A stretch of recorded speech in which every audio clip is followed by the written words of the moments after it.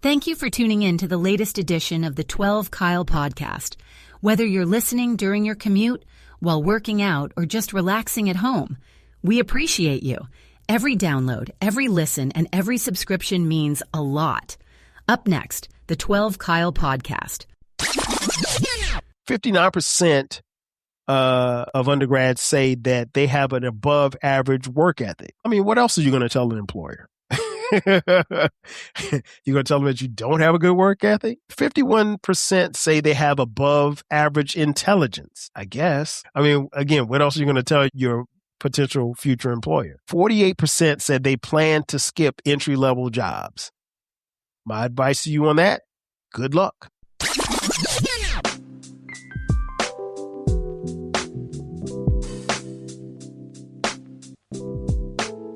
Ladies and gentlemen, thank you for listening.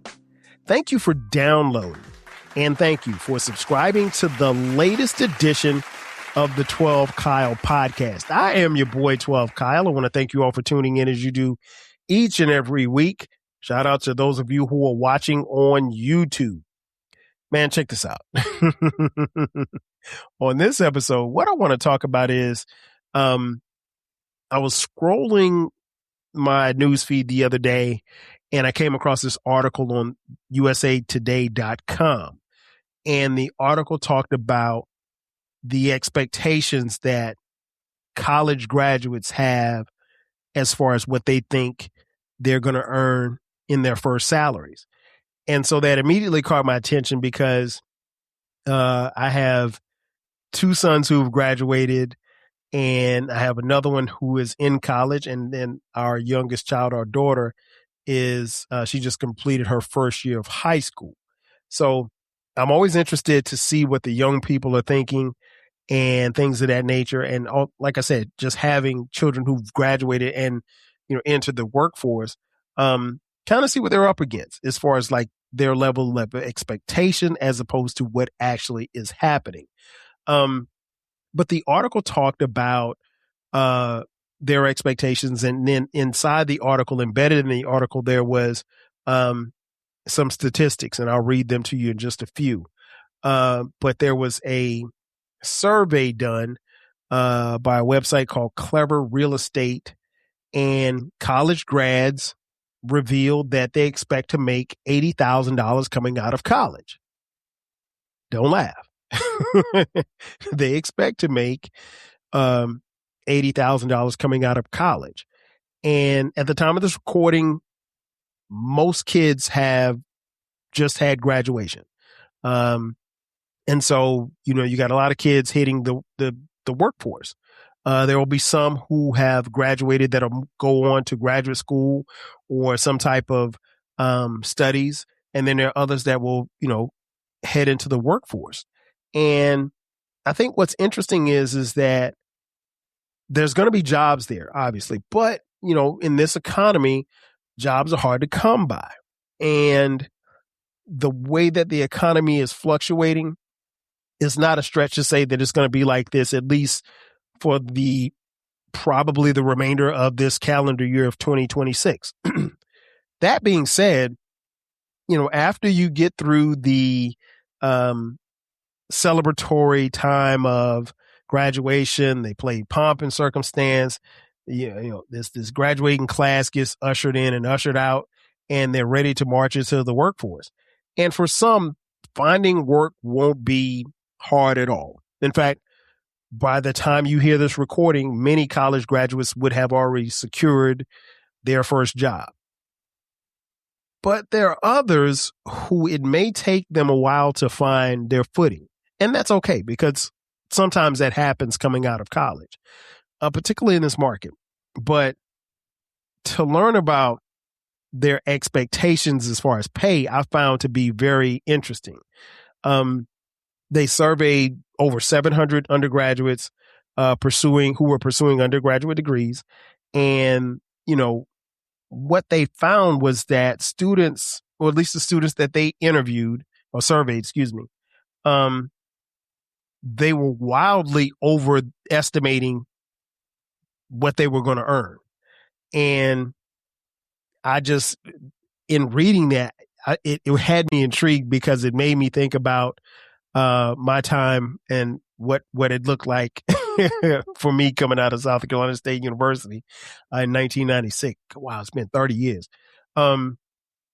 So I'll share with you, some of the things that I found. One thing that I found was that college graduates expect to make $80,004 1 year after graduation, but the average starting salary is $56,153, 30% less than their expectations.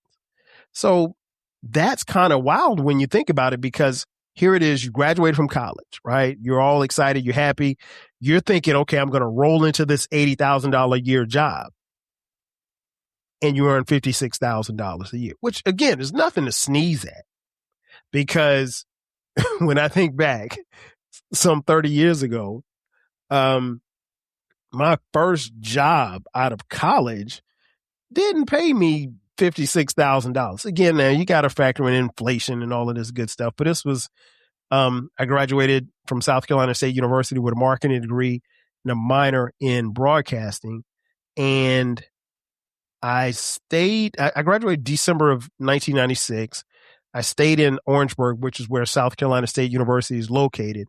I stayed there for the better part of the next 6 months.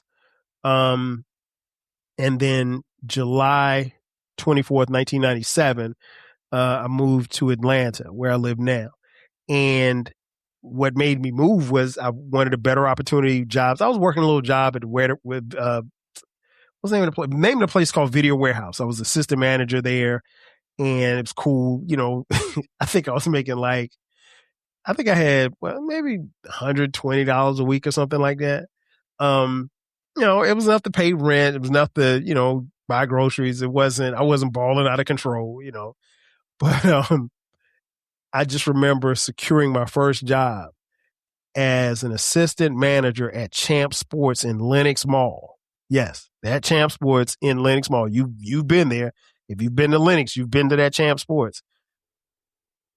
In 1997, I earned a whopping $22,500.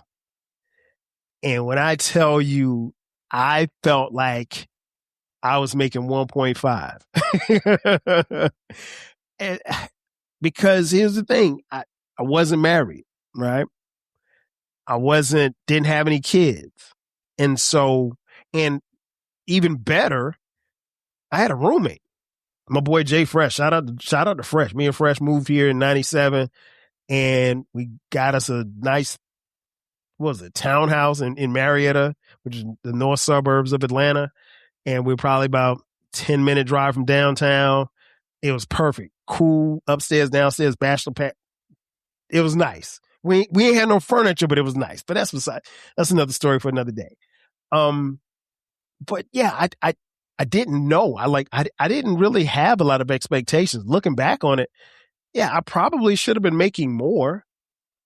But, it's my first job, and I had management experience because, of my time at Video Warehouse. So I think I was at Video Warehouse maybe a year and a half or so. But outside of that, I didn't have any work experience. So, you offered me $22,500. For me, that was, again, and I'm here in Atlanta. So this is 97. Atlanta was on fire.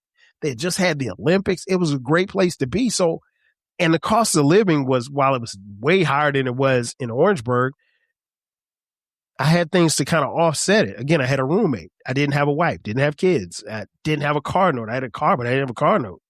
And so I was able to kind of ball out of control a little bit, just a little bit, at least for that particular time.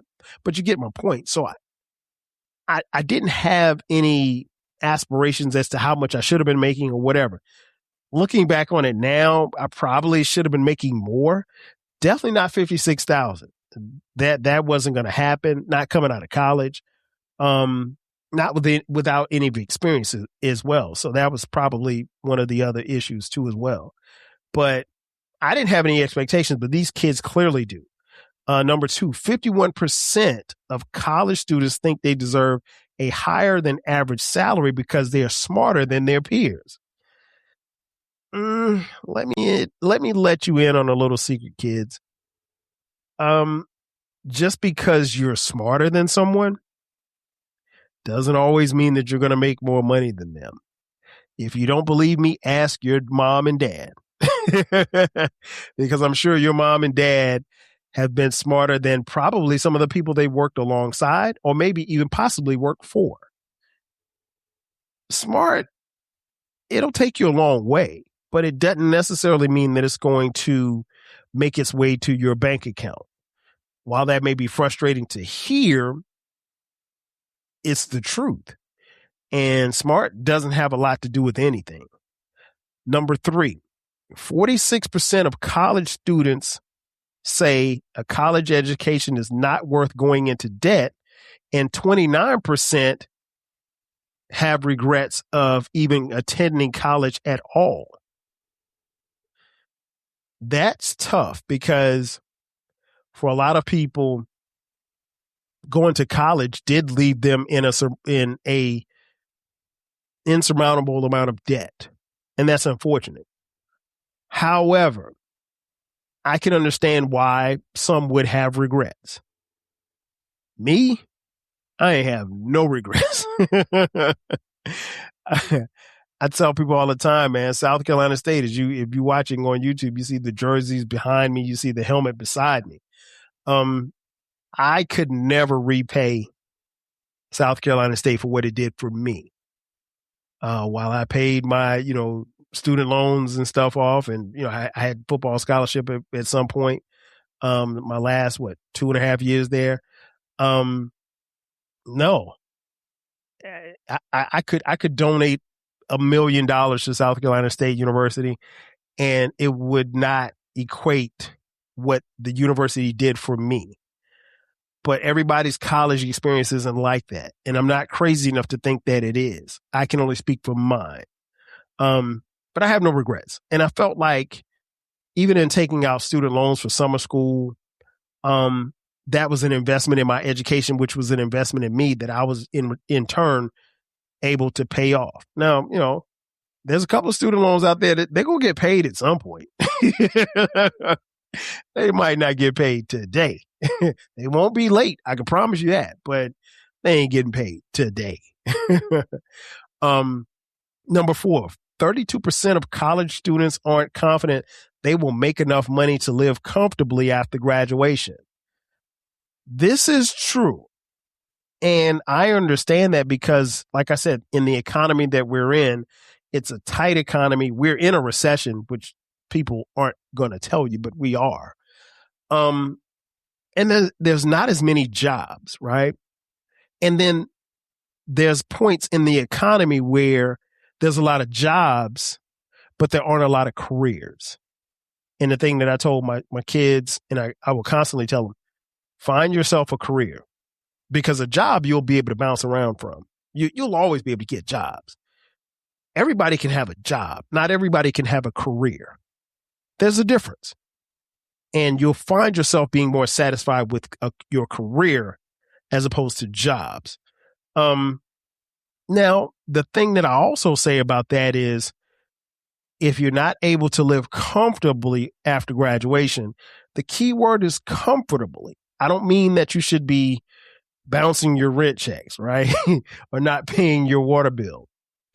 But comfort is different for different people. If you live in a bigger city like a LA or New York or Atlanta or Chicago or Miami, the cost of living, you need to be able to sustain that. So you need to be able to maneuver and keep your head above water. But now the waters are higher in bigger cities because of the cost of living. So now if you go live in Omaha, Nebraska, I mean, like, that $56,000 is going to go a long way. But $56,000 in Atlanta, if you get your apartment downtown, the middle of the city in Midtown, you get yourself a car note, you get, a couple of girlfriends. I mean, you might be broke. and you're paying back your student loans eventually. Yeah, you might be broke. You might be working broke, as we say. But the thing that I've told my sons, don't be afraid to go back home and stack paper, because mom and dad or auntie and grandma or grandpa, they'll let you come back home after college more often than not. Now, I know that that's a tough thing to do, because many of you have spent, at this point in time after graduating from college, you spent the better part of the last 4, maybe 5, and some of you maybe 6 years away from home. And now you've kind of been a wild cowboy at school. Come back home to mom and dad's crib, you kind of gotta abide by the rules, if there are rules. Now, there are going to be some people that are going to allow you to kind of move around as you please. You can't do that in my house. And it's not like I'll just open the door a little bit, let you peek behind the curtain. It's not like I had, like, my kids have curfew or anything like that. But the thing that I've told my sons is like, hey, I can't go to sleep unless everybody's in the house. So if you're out and it's midnight and you are at Johnny's house and you've had a couple of drinks, stay at Johnny's house. Just call me or text me, hey, Dad, I'm staying at Johnny. I'm cool at that point. What I don't want is, I don't want you drinking and driving. I don't want you, I'd pay for you to Uber. But I don't want, because so many things happen so fast. And, it's just, as a parent, you worry. So, but the thing that you want to do is come back home and make, work your job, but stay at home and make some money. And you're able to stack paper like that. And I've talked to our oldest two, Dion, who's 26 at the time of this recording, and Cameron, who's 24 at the time of this recording. 23. He'll be 24 in a couple of months. But yeah, I've told them that, and Cameron is back home. He's working. Dion is off on his own, working in his field and making good money. But I told him, I was like, you guys feel free to come back home if you want to after graduation. Dion was like, nah, Dad. And Cameron was like, nah, I'm not coming back. But he came back. But unlike them, their dad, I couldn't go. I was what you call a can't go back all-star. And the can't go back all-star is just that. Like, I couldn't go back. It's not that I'm from a bad place in Florence, South Carolina. That's my hometown. But I knew, I'll be honest, and I say this all the time, I knew the day that I left for college, I wasn't coming back to Florence to live. I just wasn't. I had outgrown it, and I didn't want to be there. And it's home, and I love it. And I love going home, and my parents are still there, family's still there, but I wasn't going back. Can't go back all-star. So I was either going to stay in Orangeburg, move somewhere else in South Carolina, but I had 2 destinations, Atlanta and New York City, and I was going to be in either one. And I told myself that in high school. I wrote that in my book, my senior book in high school. It said, where do you plan to be after graduation from college? I said, number 1, Atlanta, number 2, New York City, because those are the only 2 cities that I ever wanted to live in. DC probably was a close third. But no, I never felt comfortable like in any other city to live. And once I lived here, I didn't want to, really live anywhere else. I could live somewhere else, but, that's beside the point. I've been here almost 30 years now. I'm not, unless something drastic happens, I'm probably not moving again. I'm probably going to stay. I'm probably going to be here in Atlanta, at least until I retire. But yeah, if you're a can't go back all-star, then by all means go wherever you need to go. But if you're not a can't go back all-star, then, by all means go. Don't be afraid to go back to mom and dad's house. Number 5, 29% of undergrads say college didn't prepare them for the workforce. For me, I can't say that was true. It definitely prepared me. One of the things that I learned at South Carolina State University that I think I have over a lot of people that graduated and went to different schools was that I learned how to hustle. And I don't think that anybody who went to Princeton or Yale or Duke or Michigan or UCLA I don't think they hustled or were taught to hustle as I was. And so I think I have a leg up on the competition in that aspect. And so those are just some of the things that you learn. Now, again, that was just my education. I can't speak for everyone else. Number 6, if they could do it again, 43% of undergrads would prioritize buying a home over attending college. That sounds cool, but I wouldn't do that, because I think what you want to do is stack your paper and then build your house wherever you're going to be, because the likelihood of you moving a couple of times your first couple of years out of college is very possible. There's not a given that if you like, and I'll just use my kids for example. There's not a guarantee that you're going to live in Atlanta and work in Atlanta your entire career. This is where home is, but it may not be home for you. There may be a job that's maybe in Nashville, Tennessee, or there may be a job that's in Detroit, Michigan. There may be a job that's in Des Moines, Iowa. I mean, what you going to do? You going to stay here? Oh, I don't want to leave the A. Psh, better go get that paper. As long as there are planes and trains and buses, you can always come back to the A. But nah, as much as I am an advocate for home ownership, I've built my career around home ownership. Nah, I wouldn't advise that at all. And lastly, they had a report card where they give them like a grade system. There was a strong percentage of students who said the salary that they deserved was $84,316. I don't know how you come up with that number, but deserving $84,000 after college, you can ask for anything. Deserve is the operative word. You don't deserve anything.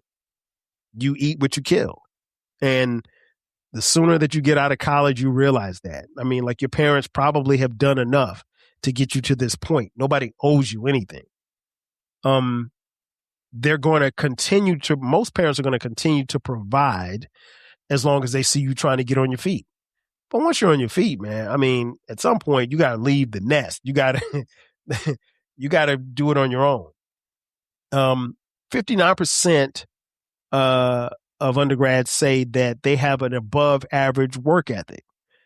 Well, I mean, what else are you going to tell an employer? You're going to tell them that you don't have a good work ethic? 51% say they have above average intelligence. I guess. I mean, again, what else are you going to tell your potential future employer? And then 48% said they plan to skip entry-level jobs. My advice to you on that, good luck. Because, listen, if you don't think that you're going to have an entry-level job, depending on your field, you're probably crazy. More often than not, unless you have internship, you're probably going to have that type of job. Now, it also said 48% say that they don't want to start with an entry-level job. My response, good luck. The reason being is that unless you had an internship or a couple of internships, you're probably going to have an entry-level job. And I don't think that there are a lot of entry-level jobs that are going to pay you $56,000 a year. There's some. In fact, there are probably quite a few. I don't know. I haven't looked it up. I'll be honest. But then here's the thing that the survey also said what they've realized. 44% say that they should have put more money into savings. I'm always a big advocate for saving money. That's one of the things I try to teach my kids, like, hey, don't spend it all. Put some away for a rainy day, because guess what? There are going to be some days where it's, a slight chance of showers. And there's going to be some days it's going to be a hurricane. You don't know when those days are coming. You better have something some paper stacked up. 39% said they would have applied for more scholarships. I think that's very key. Kids get into college and they stop applying for scholarships. That should be something that you're constantly doing, because it's free money. You can't beat free. 34% say they wish they would have worked more while in college. I didn't work in college. By the time I got the job at Video Warehouse, I take that back. Was I in college? Yeah, I was still in school, but I was in like my last semester at Video Warehouse. But for the most part, I didn't work while I was in college. I didn't, I just didn't because of football. 31% say they wish they would have learned more about personal finance. Now that's on you. You can't just constantly spend your money when mom and dad are cash apping you or auntie sending you money or, Zelling you money or what have you. You have to learn how to budget and stick to a budget because eventually in life, when you get the job, you're going to have some type of budget. You can't just ball out of control every weekend. I learned that the hard way. And 31% say they would cut back on non-essential spending. Wouldn't we all? Man, listen, if I could go back to being 23, 24 years old, I would definitely be into stacking my money and not necessarily spending every dime. And I didn't spend every dime. I'm pretty good with money. But, I think there were pockets in my life in that particular time when I first got here to Atlanta. Again, me and Jay Fresh, we didn't know anybody. We were new to the city. And so we did a lot of moving around. We did a lot of exploring and I was cool with that, but I also spent money. And I don't think I wasted any money though. But I think the thing that I would tell any young person listening or watching this episode, just think before you swipe. And in exchange for benefits that reflect their priorities, 94% of undergraduates say they would work for a lower salary.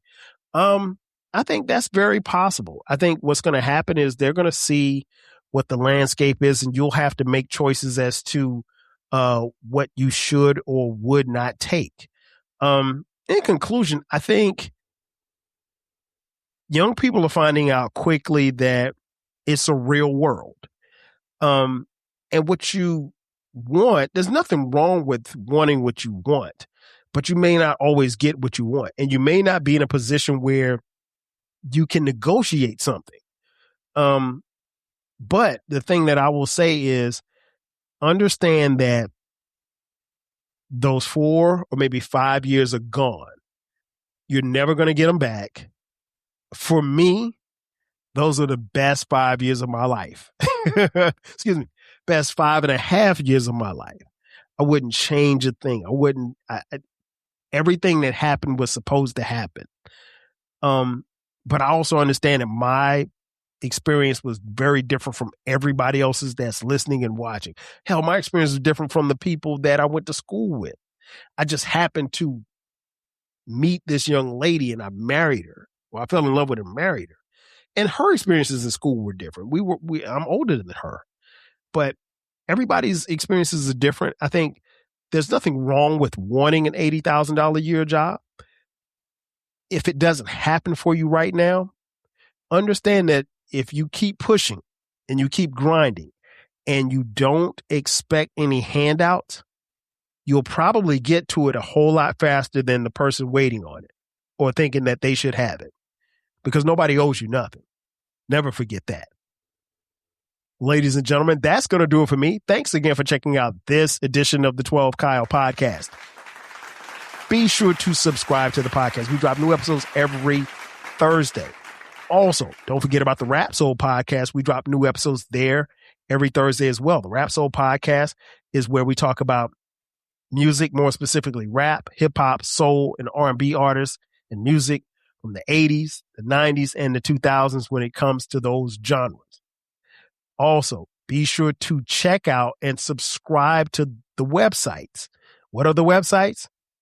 The 12 Kyle podcast.riverside.com and the Rap Soul podcast.riverside.com. Again, that's going to do it for me. I am your boy 12 Kyle. I'll catch you guys next time. 5,000. Cheers.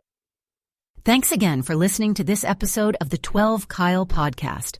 If you enjoyed this episode, make sure that you hit the subscribe button and share this podcast with a friend who needs the 12 Kyle podcast in their life. Every listen, every download, and every share helps us grow. Thanks for being a part of the 12 Kyle podcast community. We appreciate your support. We will catch you next time. 5,000.